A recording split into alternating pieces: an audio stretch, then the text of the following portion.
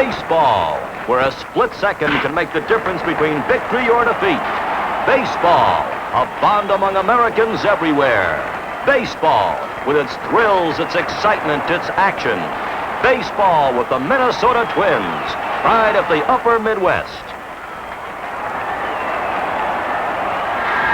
We're gonna win, Twins, we're gonna score. We're gonna win, Twins, watch that baseball start. Crack out a home run, shout a hit, hooray! Cheer for the Minnesota Twins today.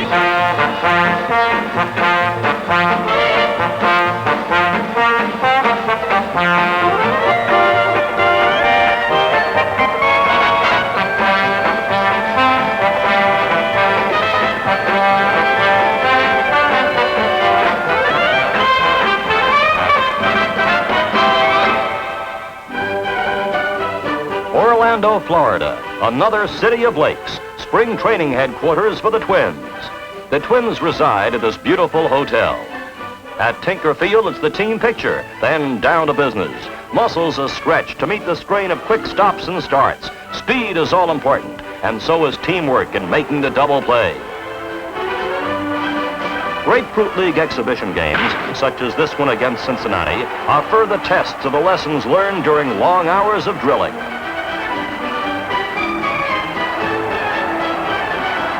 With spring training concluded, it's on to the charter flight.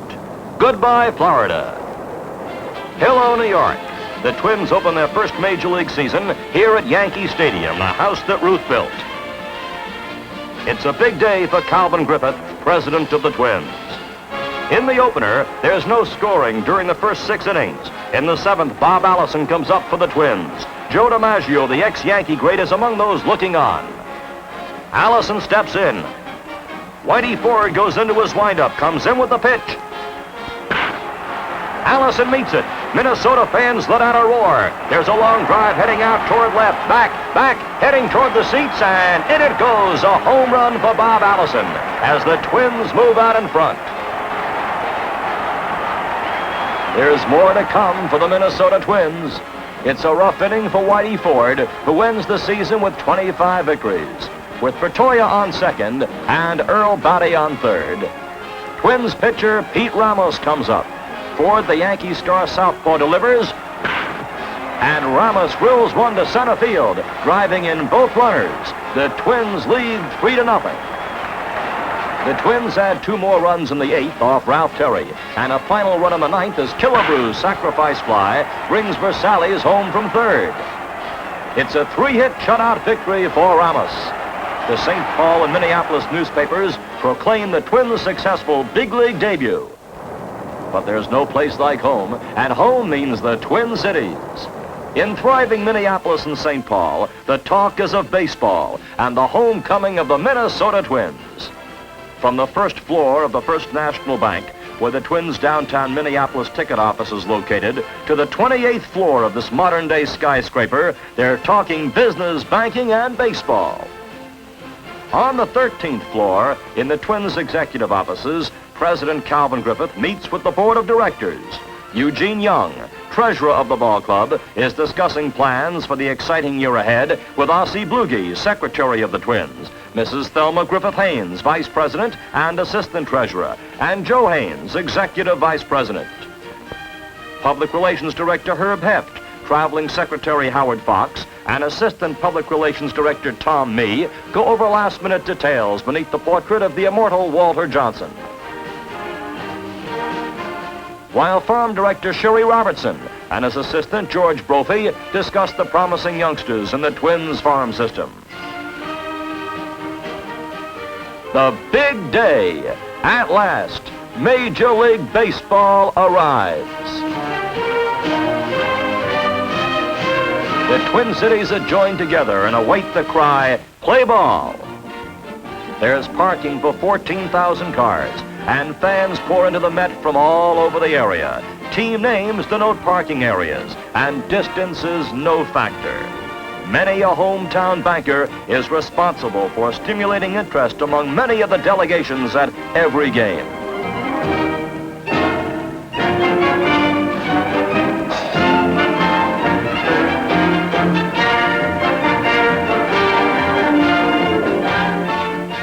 the fans come from all over, many with season tickets. All seats are good ones in this modern, spacious stadium. Among the celebrities attending, American League President Joe Cronin and Mrs. Cronin, Mrs. Calvin Griffith and Will Harridge. Commissioner of Baseball Ford Frick. First National Bank President Gordon Murray and Mrs. Murray. In this beautiful setting, the flag-raising ceremonies with the University of Minnesota Band.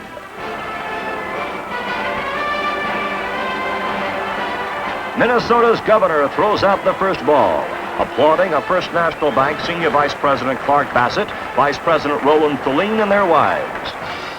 Team Captain Harmon Killebrew heads the Twin Stars on parade. Minnesota's slugging outfielder Bob Allison. And the sturdy catcher Earl Batty. Lenny Green, the team leader in hits. Cool, poised Jack Kralik. And the league strikeout king, Camilo Pascual. These are just a few of the many Twin Stars the fans turn out to see and cheer. From the first game to the last, there are thrills galore. Let's play ball and look at some of the highlights of this action-packed season. Pete Ramos pitching to early season batting leader Jackie Brandt of Baltimore. That's Joe Vallavioso making a fine try. That was close, but now get set for this spectacular putout as Whitey Herzog's bid for a base hit is thwarted by Harmon Killebrew.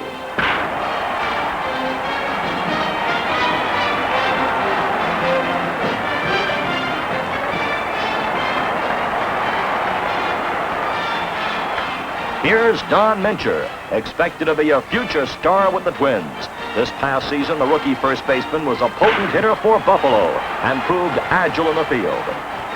These plays demonstrate why the Twins are so high on this young fellow's chances. Mincher should bring to the Twins added power and defense.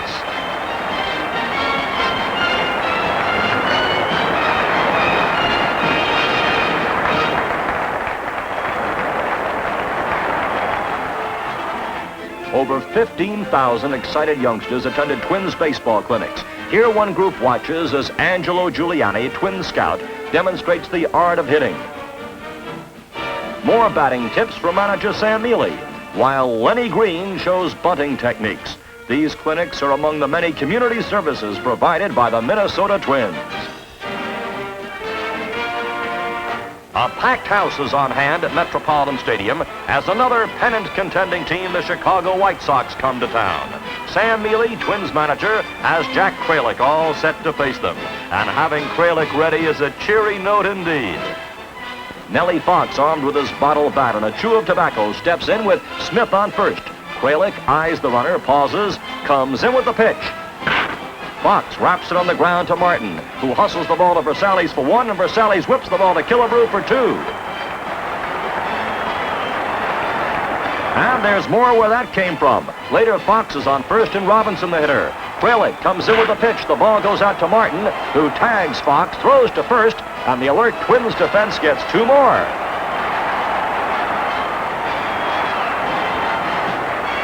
Meanwhile, the Twins are forging ahead. Bob Allison comes up with two men on. Southpaw Billy Pierce is on the mound. The White Sox are well aware of Bob's clutch hitting ability as they get set defensively. With a one-ball count, Pierce is ready. Here's the pitch.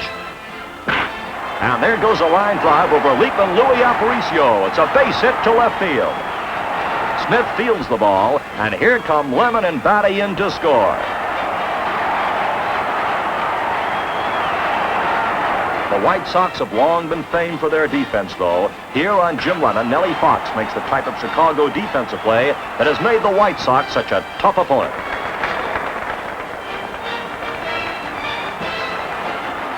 There's no defense, though, against Harmon Killebrew when he lays the wood into one.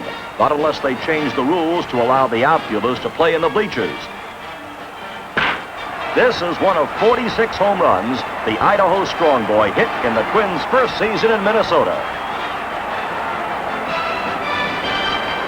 He set a club record in homers and also led the team in runs batted in with 122.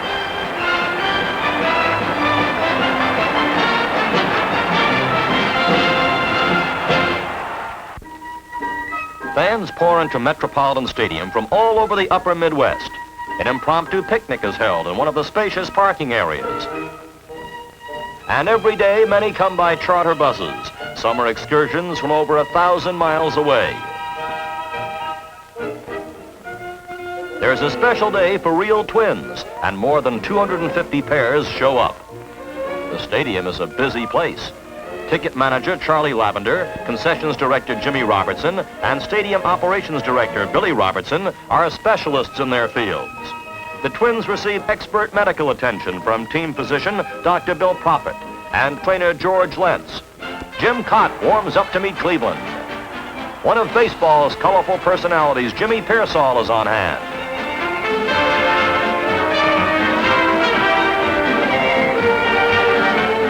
Here's Pearsall congratulating the umpire on a fine decision. A great center fielder and a 300-plus hitter, Pearsall demonstrates here that he's an agile base runner as well. He plays cat and mouse with Cott and Tuttle.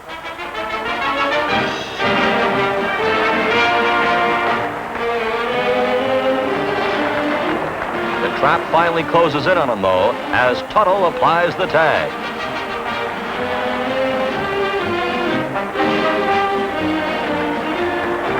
Don Lee, with his sidearm delivery, makes a lot of double play pitches. His victim here is Cleveland's Vic Power. Versailles to Martin to Killebrew, and Romano and Power are erased.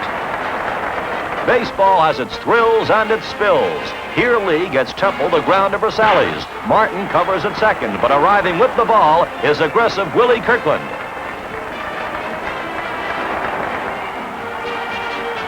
Gary Bell, a 12-game winner for Cleveland, pitches to Bob Allison.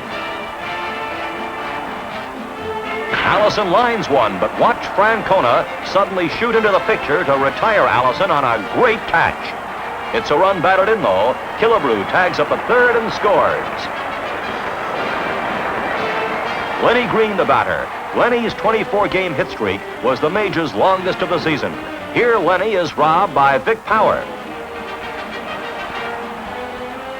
They say around the league that Vic Power is a magician at first base. These sequences show his defensive artistry.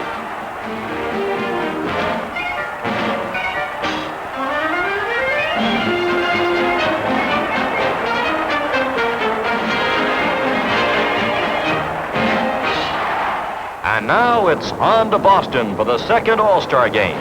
Twin stars Harmon Killebrew and Camilo Pascual have been invited to play in this Midsummer Classic, which will take place in Fenway Park. Rival managers Paul Richards and Danny Murtaugh. Starting pitchers Bob Perky and Jim Bunning. The Twins' Camilo Pascual. The M-Boys, Mantle and Maris.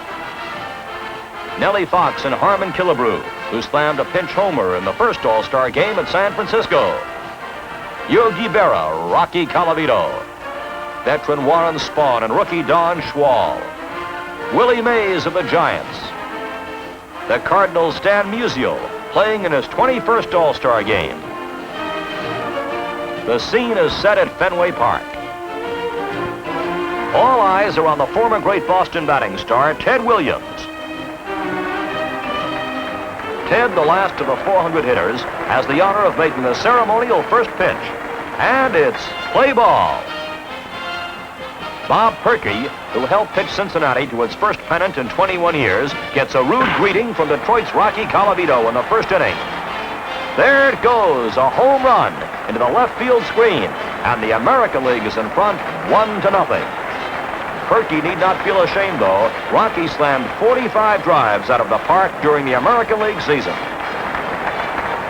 Against Don Schwal, Bill White of the St. Louis Cardinals shows why he made the National League All-Star team. With heads-up running and good speed, he stretches a single into a two-base hit, beating Mantle's throw to second baseman Johnny Temple. Schwal gets out of the hole by striking out Stan Musial. However, in the sixth inning, Casco's infield hit loads the bases, putting Matthews on third. As Bill White wraps one through the middle, Matthews heads for home.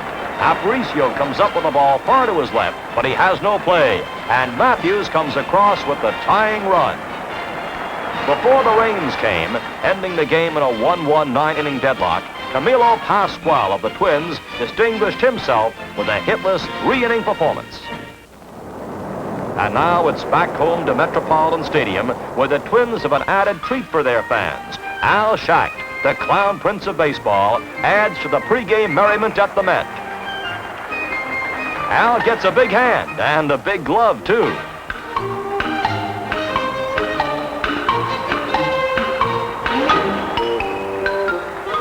Holding this one aloft posed too weighty a problem.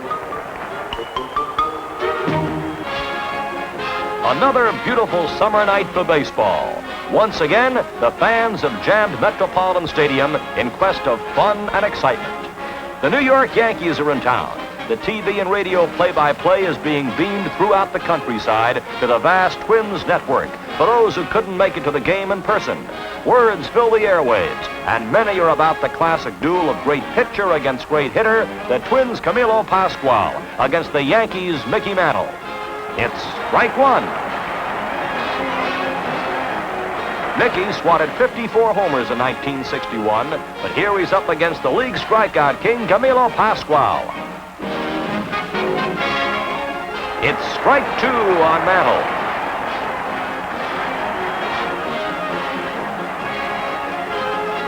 Camilo delivers, and Mantle lifts a high pop foul, nabbed by Lepsio in front of the Yankee dugout.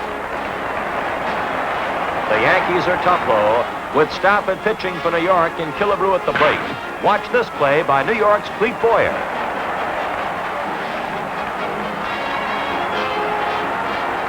Later in the series, another fine defensive play. With Mantle batting, Earl Batty's great arm picks Richardson off third base.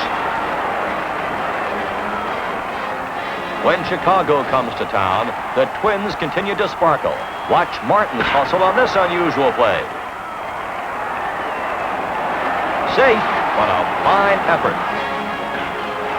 Nellie Fox swings. There's a play at the plate, and Earl Batty gets his man. History is made at Metropolitan Stadium as attendance goes over the 1 million mark. It's Thanks a Million night, and the Twins give away 3 new automobiles to mark the occasion. Construction continues in the ballpark during the season to expand the seating capacity to 40,000.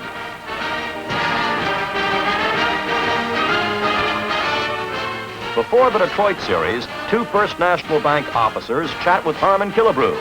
Dick Wyrock expresses an interest in the Killebrew bat. Ray Johnson comments on the anguish that bat brings opposing pitchers. The Detroit Tigers, led by manager Bob Sheffing, are fighting the Yankees for the pennant. Norm Cash, the league's leading hitter, faces their batting attack. The Tigers are still smarting from the Twins series sweep in Detroit. Mossy delivers, and Batty slices one to right. Watch Norm Cash's all-out effort on this play.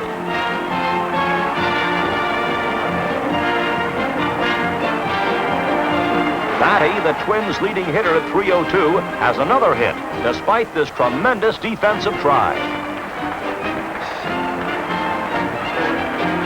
When the Tigers come up, Cash gets a turn at bat.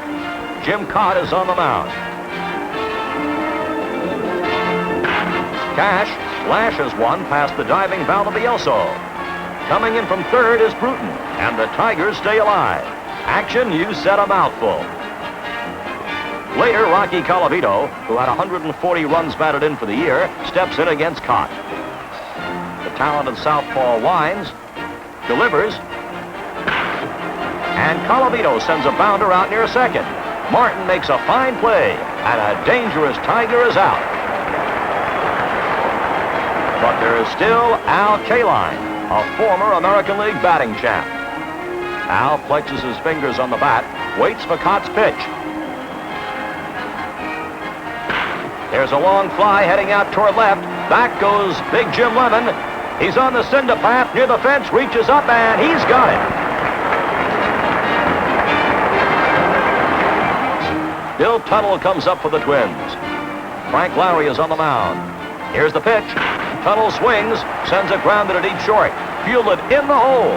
Here's the throw. Tuttle is out at first, but Batty on third breaks the home. Cash wheels. Here's his throw to the plate. It's going to be close. Batty dives, and he's safe.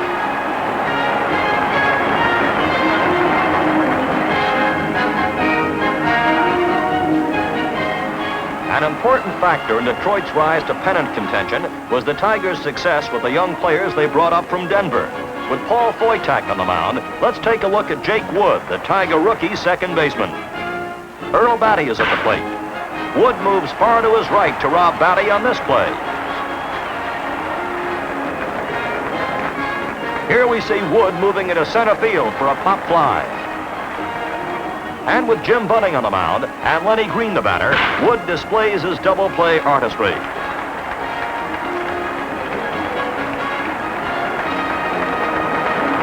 Infield plays of this type and outfield defense such as this K-line catch help back up Tiger pitching throughout the season.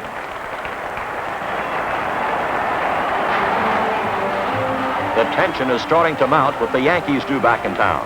But with all the excitement, pregame activities such as this fashion show continue to give the fans extra enjoyment.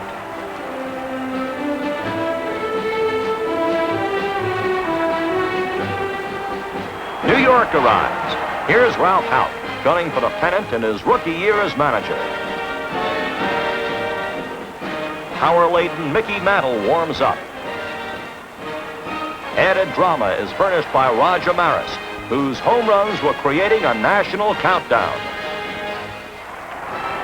The game gets underway. Jack Kralik, the 13-game winner, is on the mound. The crowd is tense as Maris comes up. Kralik gets the sign. The southpaw's ready. There's the windup, and here's the pitch. Maris sends a liner headed toward right field. The crowd rises as Bob Allison gets a good jump on the ball. Allison comes charging in, leans forward, reaches for the ball, and he has it with a fine grab.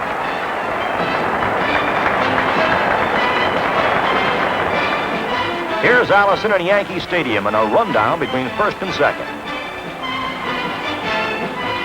Note his body motion as this 6'4", 220-pounder stops and starts, the surging power in his every stride.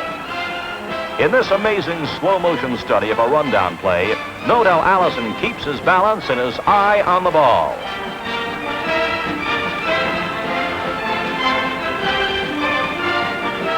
Muscles in motion might be a concise description. And defensively, Allison continues his spectacular fielding. But there's still the Majors' top winner, Whitey Ford, to contend with. The Yankees sense the pennant, but they're not there yet.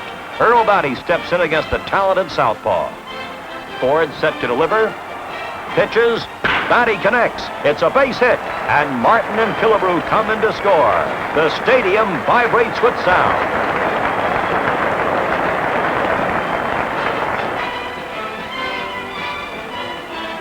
Whitey takes a deep breath.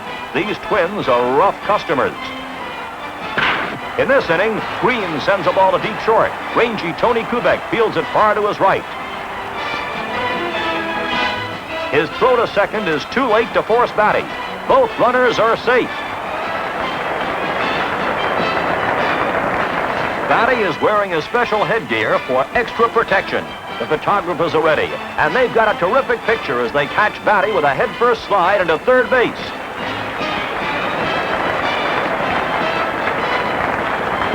Here's Bill Tuttle to continue the sensational play for the Twins.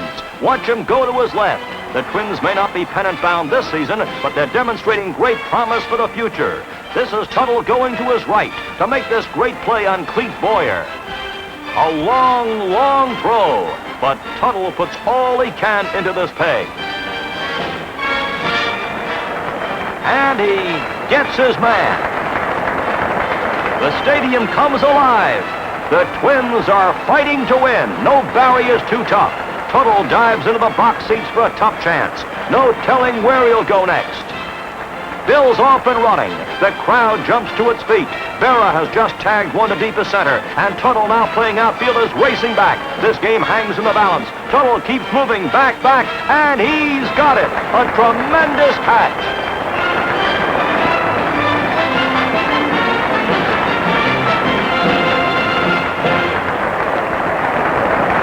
This game, every game, the Twins are playing to win. We're gonna win, Twins, we're gonna score. We're gonna win, Twins, watch that baseball start. Crack down.